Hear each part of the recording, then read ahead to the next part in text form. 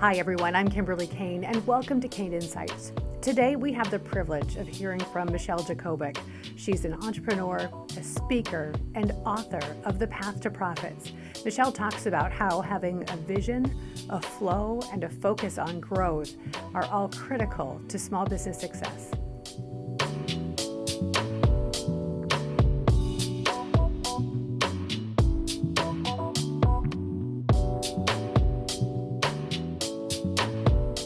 Michelle, I can't tell you how excited I am to be here talking with you on the heels of Envision 2025. That was such an amazing program.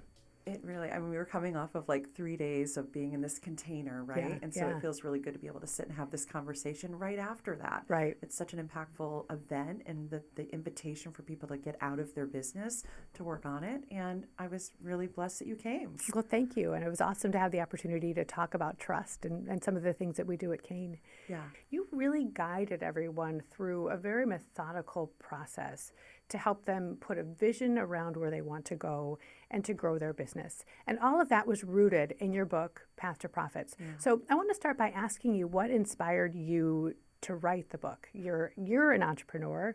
You have an amazing story. What inspired you to write The Path to Profits? I think what inspired me to write The Path to Profits was the fact that I actually began hosting this event called Envision in 2018. And I really put it together as sort of this framework of setting vision and goals, which I've done every year, and setting my business strategy. And quite honestly, I was at a crossroads.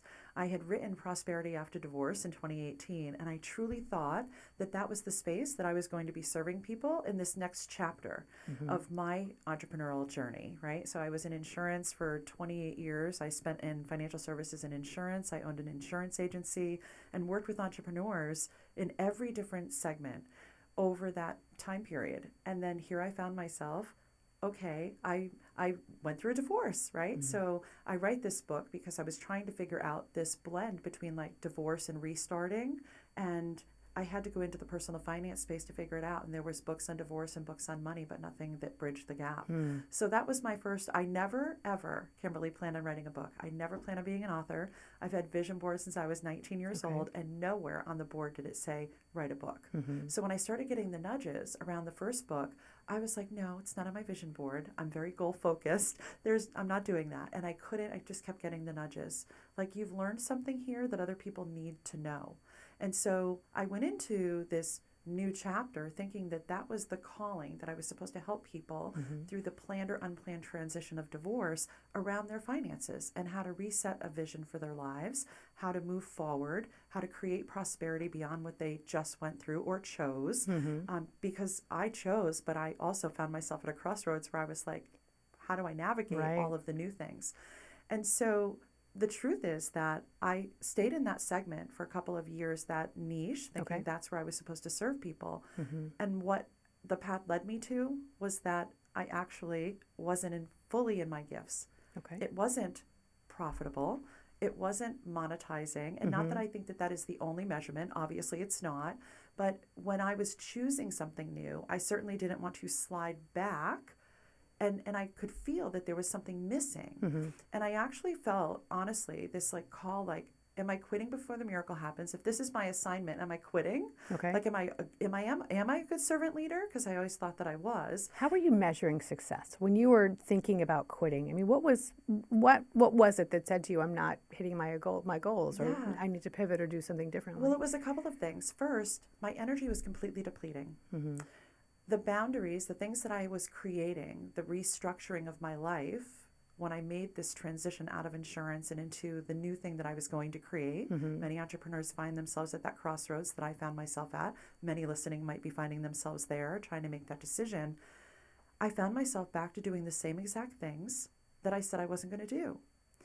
So I was listening to the market and saying, okay, well, I'm going to host a workshop, and I'm going to have to poll the marketplace and see when women, these were divorced women I was serving, when do they want to get together and have these conversations about rebuilding and the financial things? And their answer was Sunday evening. Okay. Well, guess what? Sunday evening was like my family time. Okay. But guess what I did?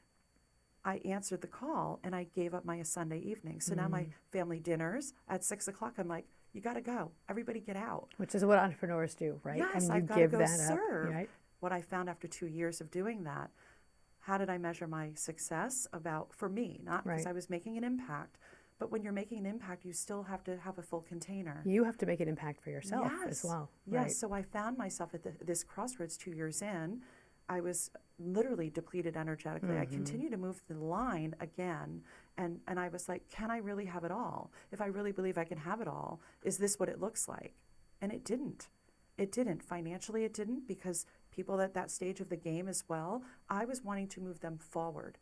And they were still grieving. Well, their levels of readiness were different for something like that. Yes. And so for me, it wasn't even, I was, that we talk about niching, right? You run a marketing firm. So it's like I was niching divorced women at this stage of their journey. But the truth is, it was a psychographic that I really should have been reaching to. Are you ready? And so in the journey of being in that, trying to figure it all out, I actually realized that I wasn't serving to be at the highest level of our purpose and to be an entrepreneur and do it successfully long term. Even if you're taking just one part of your chapter and dedicating it to something new, you have to be profitable. Right. I was depleting my savings. I was depleting my energy. And I don't believe in the suffering. I believe that if you're truly in your gifts, all of the things come through. So you pivoted.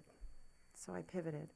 Okay. And it was And did you know? easy. Did you know that the Path to Profits, was your pivot, or was that part of the journey? No. So here was the pivot. The pivot was, well, I'm going to have to do something different. I know I'm being called to do something. I don't know what it is.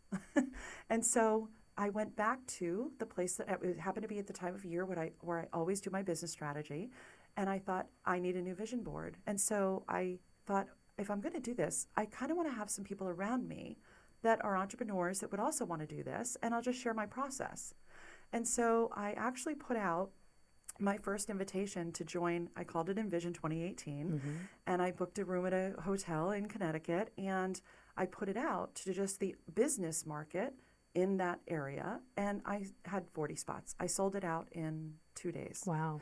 And what were people looking for? What were you telling them that they would get from this program? I was like, come and work on your goals, and we're going to build a vision board. Great. So I think what people came for, well, they told me what they came for. They came to vision board. Many of them they had adopted goal setting, they had adopted business strategy, but they had never done a vision board. And it was so interesting because the room that came together was all different industries, from real estate to legal to fitness to consultants to accountants. And I watched this room formulate, and I was so interested. And they ran the gamut from 1 to 5 year, that emerging entrepreneur, to the advanced entrepreneurs who I knew in our community. They were watching to see what transition looked like. So here's what happened. I host this event. I end up with a room of 40 and a wait list of 11 people. So I put up a second one 2 weeks later and filled the room with another 40 people. Wow.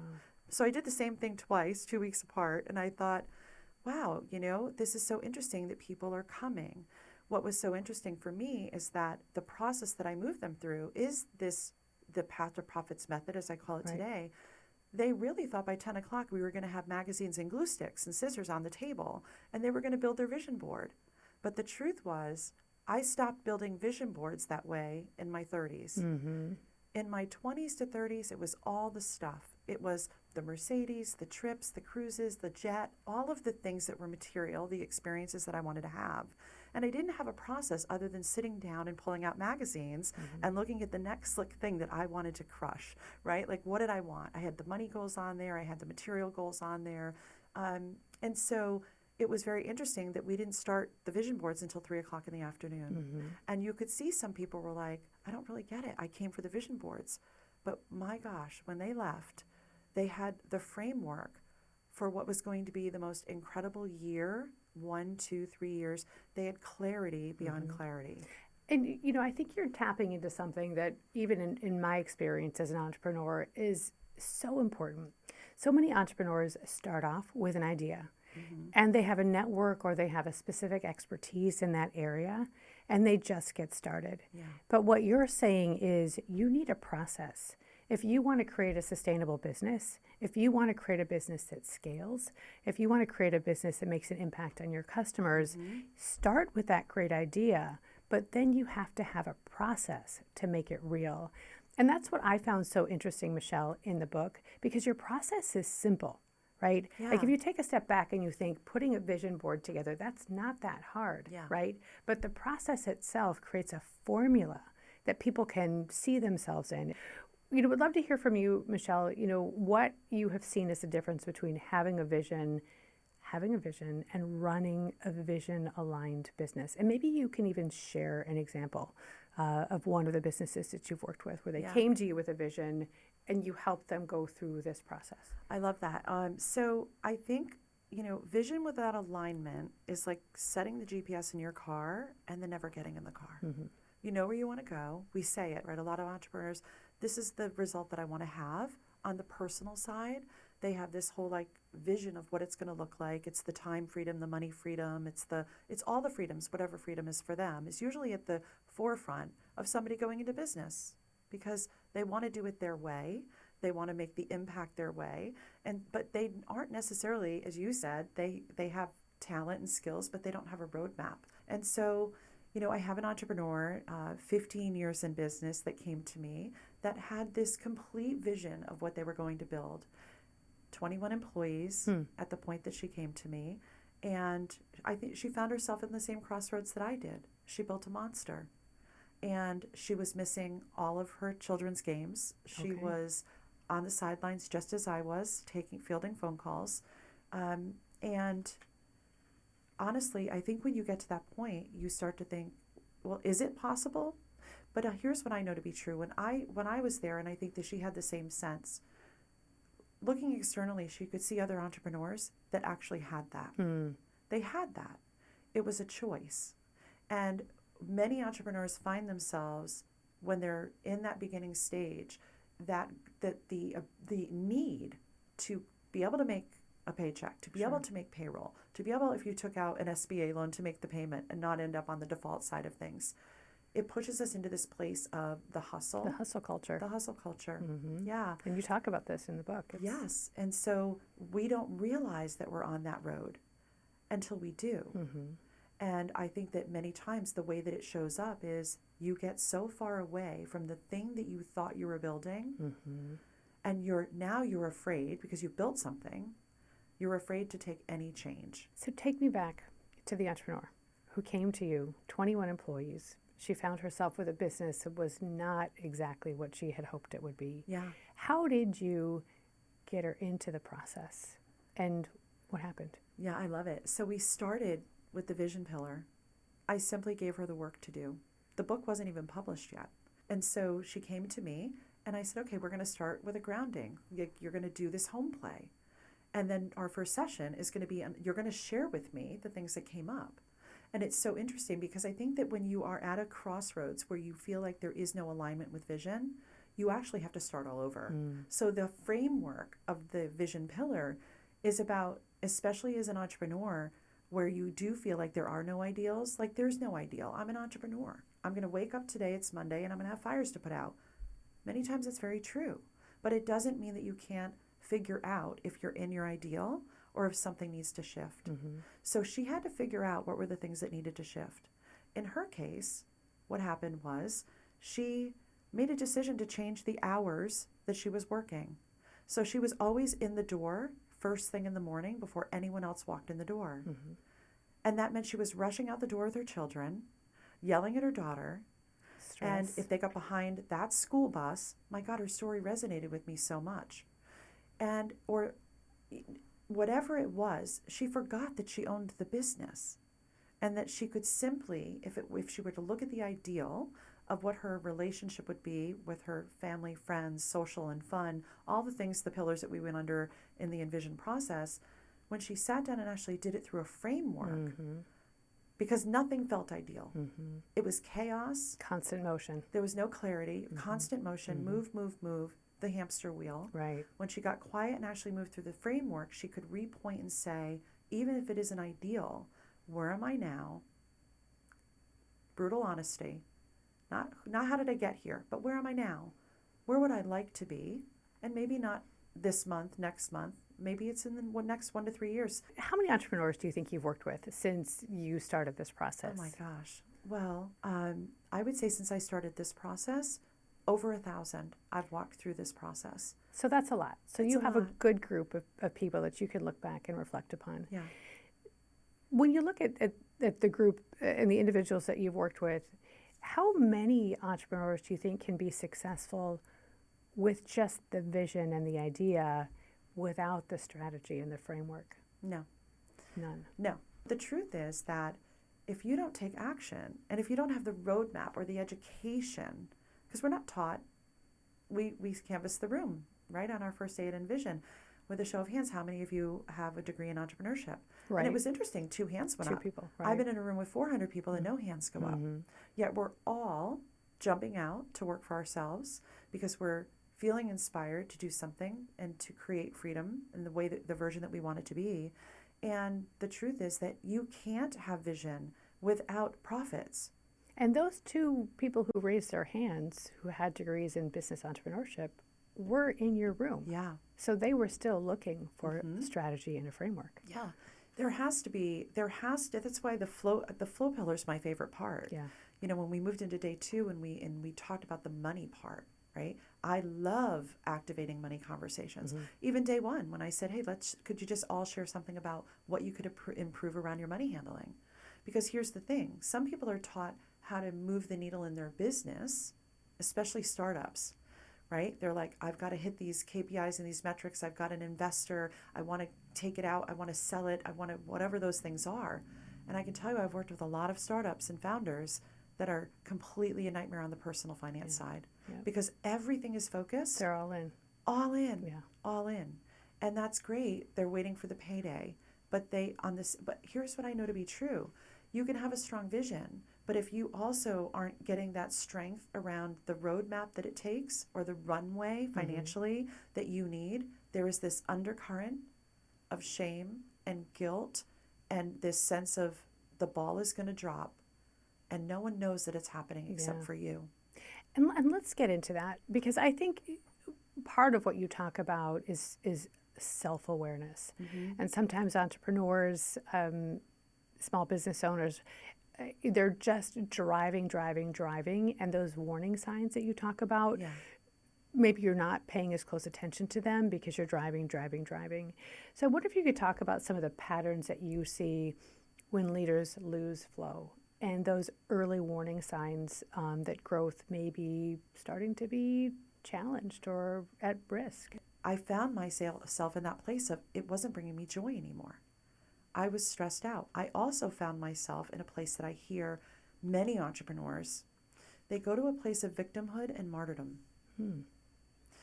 And their staff has to be witness to it. Wow. So instead of creating a team culture that's fun and it's on the wall, it says one of our core values is fun, the leader is walking around. And I've been here. I was here till 10 o'clock last night. Yeah. I had to be here at 6 a.m. Yeah.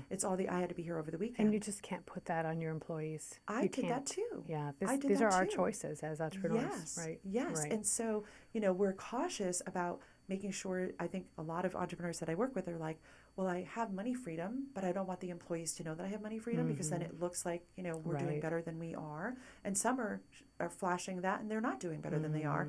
But the truth is that that is one of the biggest toxic things that I see, that how it shows up is that the entrepreneur is in victim mode, not just in the office and in their team culture, but at home. The walls start to break down in the relationships with their spouse because they come in and they're depleted. They're not happy. They're grumpy. They're not connecting. They're not communicating. They're snapping at the kids. The family's getting crumbs, but they're in this place of, well, what else do you want from me? Right. I got nothing else to give. So when you find yourself at that place of there's nothing else to give, that's a signal.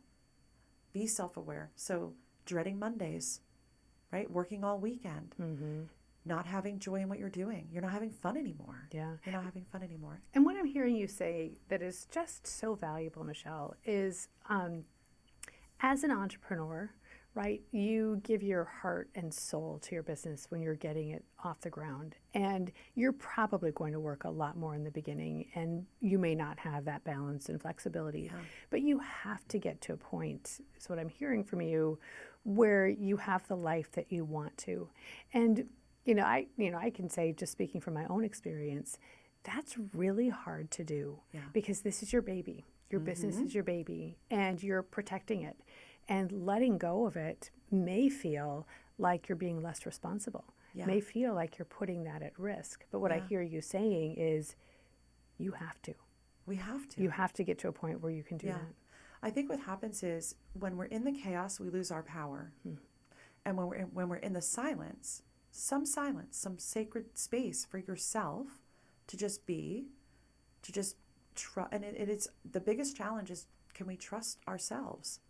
That if we take the time to step a little further away and carve out an hour of the day, not just for the checklist of the 5 a.m. morning miracle call. I've done it all. The 5 a.m. check, the gym check, meditation check, prayer check, check, check, check, check, check.